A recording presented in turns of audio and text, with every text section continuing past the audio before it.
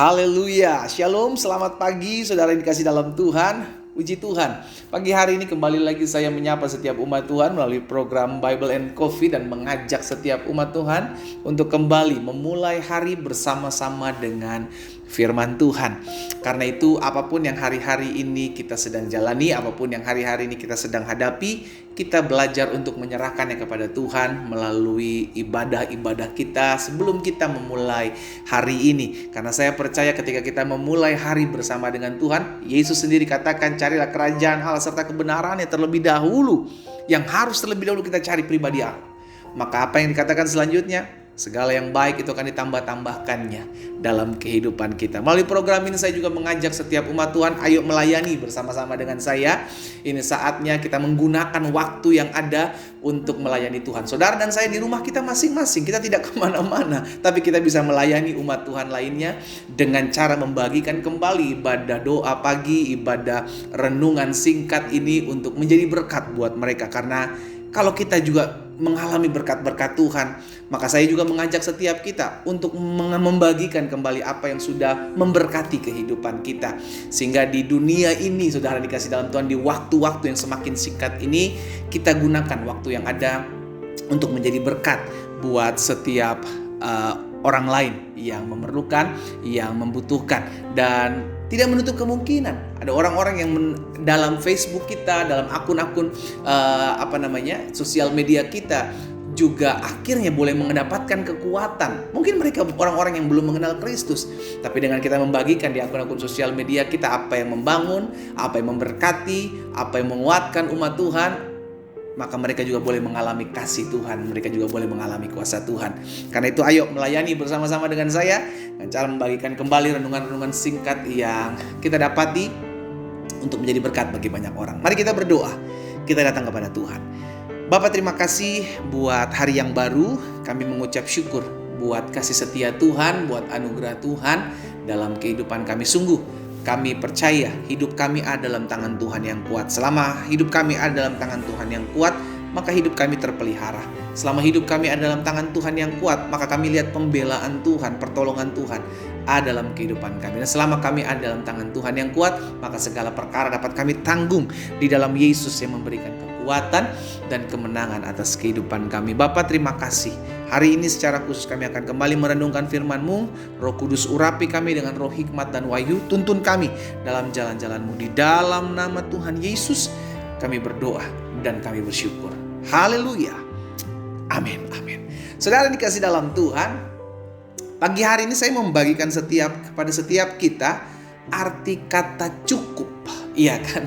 Karena ini penting. Dengan adanya kecukupan dan kita berkata, Tuhan terima kasih buat kecukupan ini, maka lahir apa yang disebut dengan ucapan syukur. Kenapa ada orang bersungut-sungut? Kenapa ada banyak orang mengeluh? Karena nggak bersyukur dengan keadaan yang saat ini dihadapi. Ya, dia membanding-bandingkan diri dengan orang lain, dia membanding-bandingkan diri dengan orang yang lebih sukses, sehingga akhirnya bersungguh-sungguh, kenapa ya toko saya kok cuman dagangnya kok sepi, padahal sudah dapat untung. Tapi karena ketika kita membandingkan diri kita dengan orang yang ada di atas kita, maka kata cukup itu hilang dalam kehidupan kita. Tapi ketika kita mulai membandingkan diri kita dengan orang-orang yang ada di bawah kita, maka kita akan lahir ucapan syukur. Tuhan terima kasih. Sekalipun rumah saya, atap saya masih bocor gitu kan, tapi saya punya rumah. Ada banyak orang yang beralaskan langit, tidur di malam hari.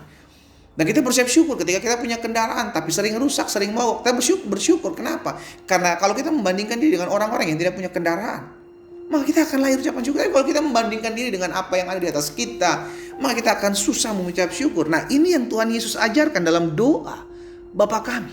Dalam Matius pasal yang ke-6 ayatnya yang ke-11. Tuhan Yesus ajarkan begini, saudara. Berikanlah kami pada apa? Hari ini. Jadi besok adalah milik Tuhan.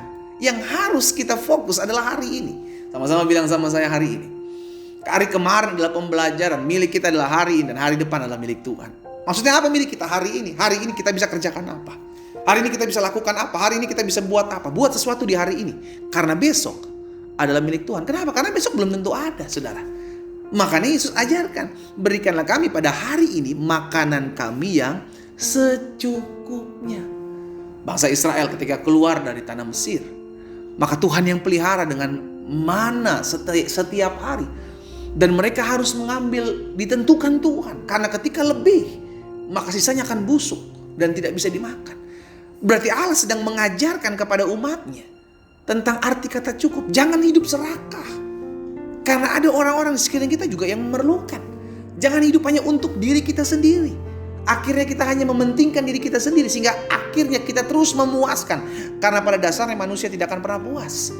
Alkitab jelas mencatat mata tidak akan pernah puas melihat. Telinga tidak akan pernah puas mendengar. Berarti kalau kita hanya fokus kepada diri kita sendiri. Me, myself, and I. Maka kita akan terus hidup untuk diri kita sendiri. Maka tidak pernah ada kata cukup dalam kehidupan kita. Oh, istri satu kurang, istri dua. Istri dua kurang, istri tiga. Istri ketiga kurang, istri... Karena gak pernah ada kata cukup. Saudara, bersyukurlah buat istrimu saat ini. Bersyukurlah buat suamimu saat ini. Walau kadang-kadang dia ngeselin. Walaupun kadang-kadang dia keras kepala. Tapi kita bersyukur. Toh kita yang memilih dia. Iya kan? Kita yang mengambil keputusan untuk menjalani hidup kita. Menghabisi hari-hari hidup kita bersama-sama dengan dia. Belajar untuk merasa cukup. Berikanlah kami pada hari ini makanan kami yang secukupnya. Kenapa ada banyak orang korupsi? Karena gak pernah merasa cukup dengan apa yang didapatkan secara halal. Akhirnya korupsi terjadi. Iya kan? Dimulai dari kehilangan rasa cukup. Saudara dikasih dalam Tuhan, hati-hati. Hati-hati. Yesus sudah mengingatkan kepada setiap kita, berikanlah kami pada hari ini dalam doa yang dia ajarkan, yakni doa Bapa kami. Berikanlah kami pada hari ini makanan kami yang secukupnya. Dengan kata lain, Yesus sedang mengajarkan belajar untuk mengucap syukur buat hari ini. Jangan terlalu sibuk mikirin hari esok. Hari esok adalah Tuhan, ada Tuhan yang memelihara hidup kita. Seringkali kita khawatir dengan sesuatu yang belum tentu terjadi. Itu yang kita bilang, aduh bagaimana dengan hari esok. Itu yang kita bilang, aduh bagaimana dengan minggu depan. Aduh bagaimana dengan tahun depan. Kita sudah mulai mikir. Betul, kita punya program-program, punya rencana-rencana. Tapi jangan sampai engkau tinggal dalam kekhawatiranmu akan hari esok. Makanya Alkitab katakan serahkanlah.